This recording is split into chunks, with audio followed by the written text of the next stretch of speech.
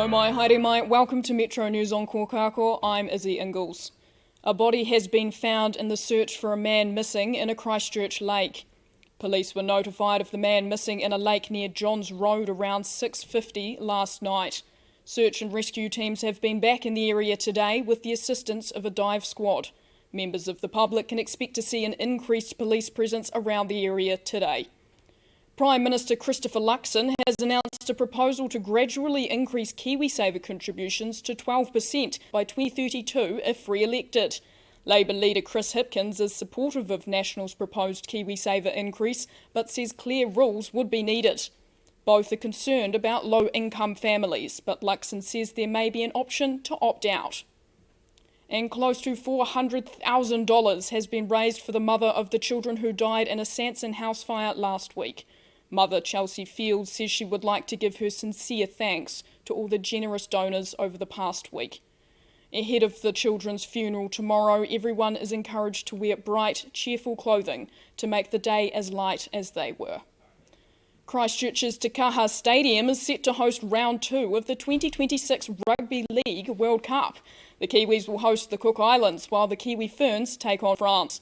Second rower Isaiah Papali'i says playing at home is what every Kiwi looks forward to, and it will be even more special playing a World Cup round.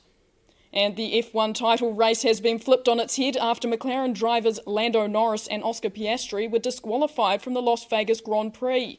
Both cars were put under investigation after the skid planks were found to have excessive wear. It is the first time in McLaren history cars have both been dropped out of the race standing. McLaren has apologised to both drivers, saying the mistake was not intentional. Thanks, Izzy. This afternoon on Metro News. What's going on with One New Zealand's newest ticket drop, and how's the big infrastructure project impacting businesses? Why have hydrogen cars not made it big in Aotearoa, despite being a hit overseas? And the Central City Library that's finally getting an earthquake update. Tēnā koutou I tēnei ahi ahi.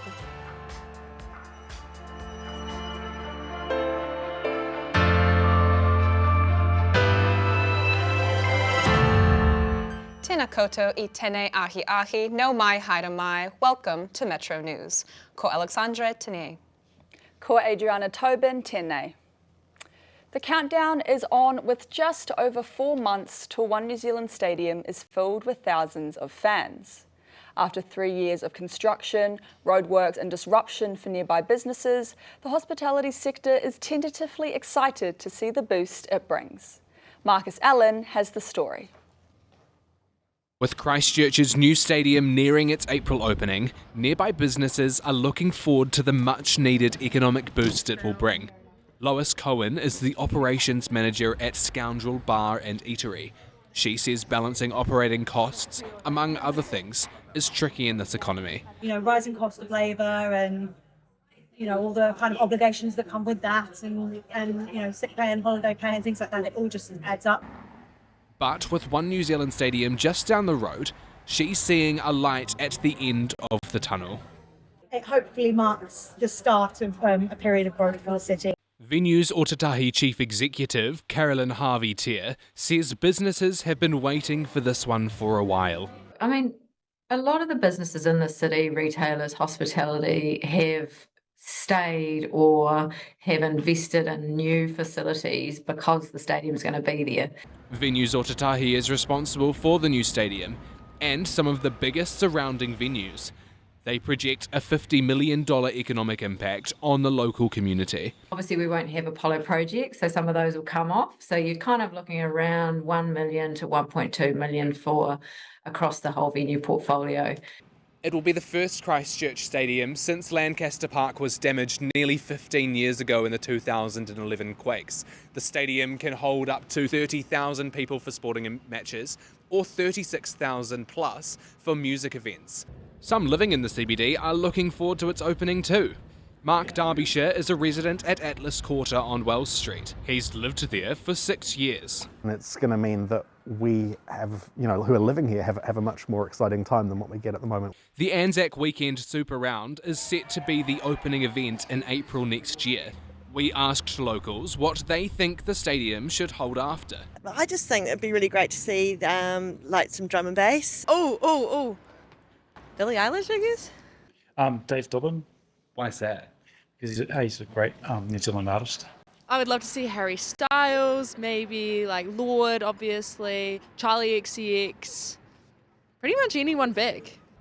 As roadworks fade and the project nears its opening, the noise of construction will soon become a distant memory. Another venue ticked off in the revitalisation of a city once broken. Marcus Allen, Metro News. One New Zealand Stadium's second ticket drop for the Super Rugby Super Round in April is happening today. Mason Herbert has the details. Mason, how many tickets are becoming available today? Well, Super Rugby Pacific won't tell us exactly how many tickets are up for grabs today, but if one thing's for sure, they won't last long. The first release sold out in just 4 days earlier this month, and that's not surprising. This stadium has the latest and best facilities, including a roof, which should come in handy on a gloomy day like today. And Mace, any word on who's headlining the stadium's first event?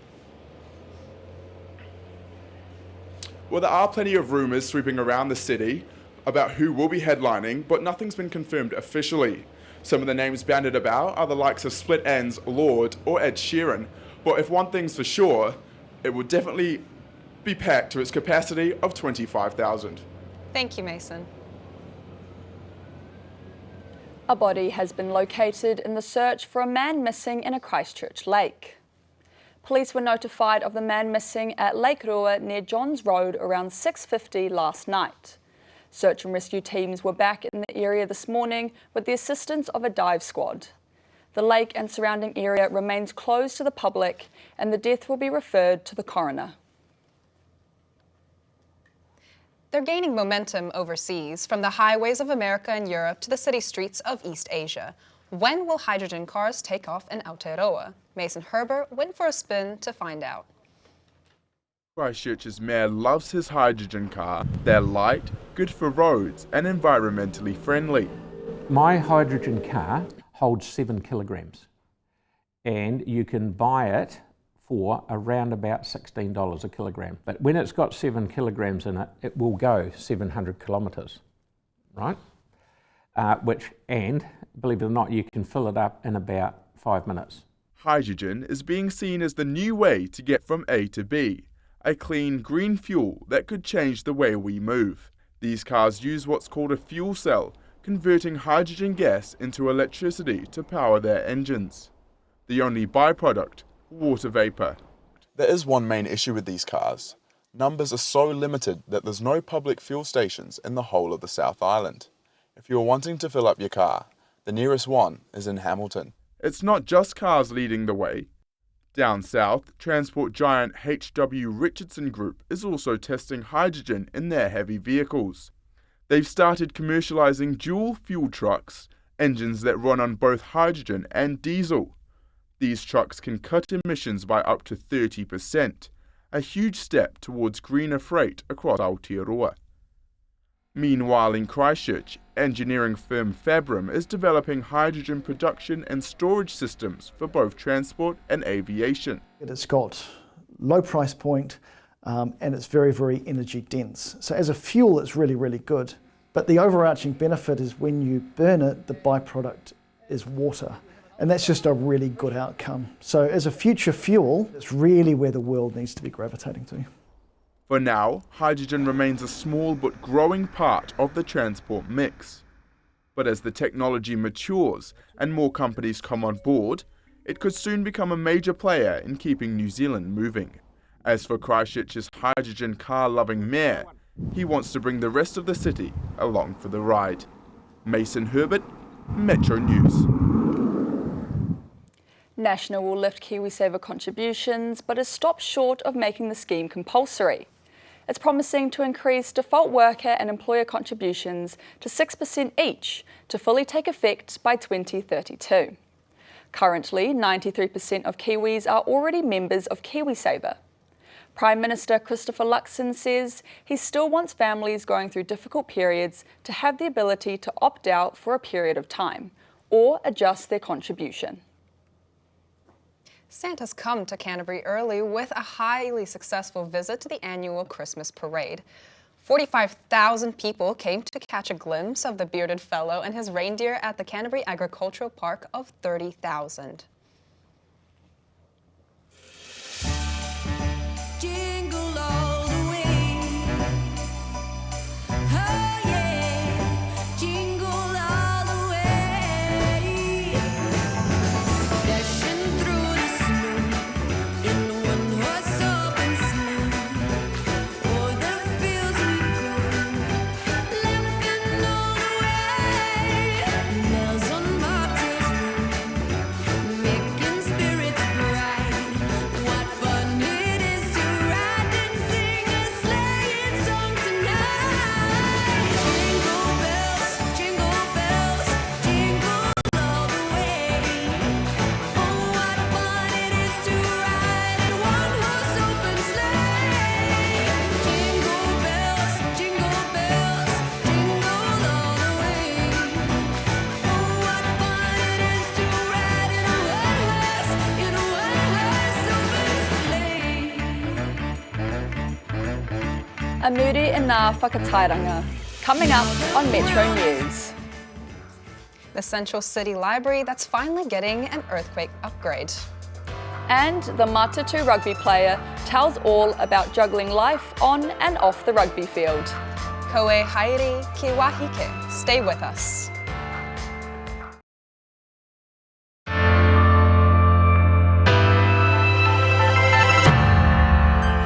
Hoki mai ana. Welcome back.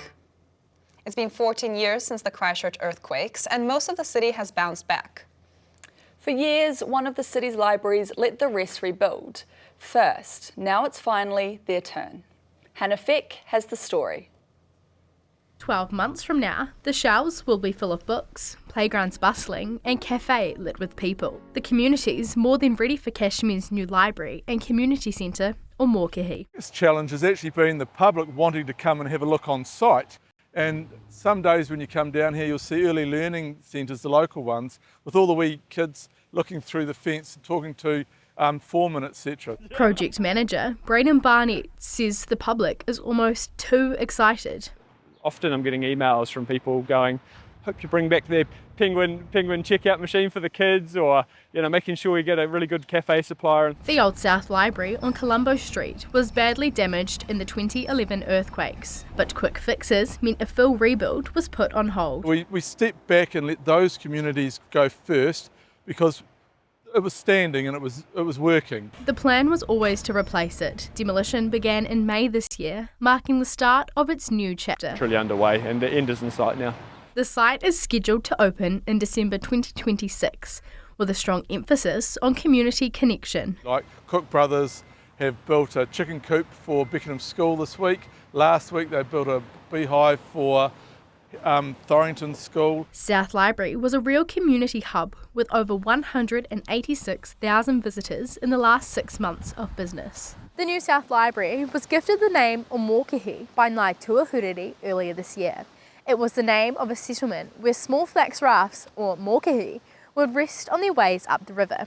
In the meantime, the roof's going on before Christmas, and there are plans to run regular community tours. Hannah Feck, Metro News. Police have completed a scene examination at the property where 3 children died in a house fire in Manawatu. 1-year-old Goldie, 5-year-old Hugo and 7-year-old August died with their dad Dean Field last week.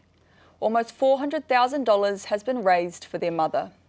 A funeral will be held tomorrow with everyone asked to dress in light, bright colours. Whānau, friends and teammates. That's what Matatu rugby player Kelson McCook puts at the forefront of her game. In an exclusive interview with Metro News, McCook dives deeper into what life is like off and off on the rugby field. Poppy Gibson has the story.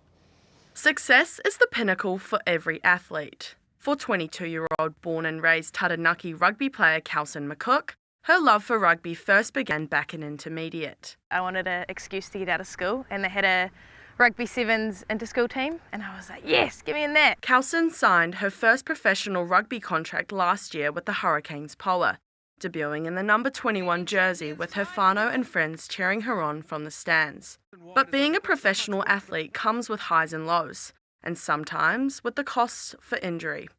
My Liz Frank injury put me out for 7 months, and obviously having to watch the girls play and train, it's gutting not to be able to be a part of that. Watching from the sidelines wasn't easy, but it made Kelsyn realise it wasn't the end of the road. As much as it sucked, it also made me reflect and look at the bigger picture, not just the sport. This year, Kelsyn has continued to grow, coming on in the Super Rugby All-Picky final and starting in the number 9 jersey for Canterbury in the Farah Palmer Cup. Kelsyn's mum, Tracy McCook, also told Metro News she loves how rugby brings the whole family together. Big one is to represent my country in rugby. Been a dream since I started playing. It's a big dream, but dreams are free, so I may as well dream it. Keep an eye out for this rising star. She's quick, she's determined, and she has a true love for the game we all love and call rugby. Poppy Gibson, Metro News. A drive is underway to get Christchurch City Council on board with an Event Express before the first game at One New Zealand Stadium. Mainland Rail will present their plan to get those from Rangiora, Rolleston and possibly Ashburton into the city for major events. They have support from private investors and Kiwi Rail. They say the privately owned train could be up and running before the opening of the stadium next April, with fans arriving at a platform on Morehouse Ave. That's just over a 1 kilometre walk to the new stadium. And looking at today's weather. In Ototahi, expect light showers, which should clear later in the evening, with southeasterly winds turning northeasterly. Your high is 14 degrees with a low of 10 overnight. In Kaikoura, clouds and odd showers clearing from the morning, reaching a high of 15 degrees. Clouds continue to settle down the South Island, with the odd shower clearing this evening in Ashburton. Expect an overnight low of 10. Thank you for joining us on Metro News this afternoon. For all those stories and more, head over to metronews.co.nz or check us out on Instagram, Metro News NZ. And up next after the break is Elevate Her Game, where we talk to cricketer Emma McLeod about her life on and off the pitch. Ko Alexandra Tene. Ko Adriana Tene. Mā te wā.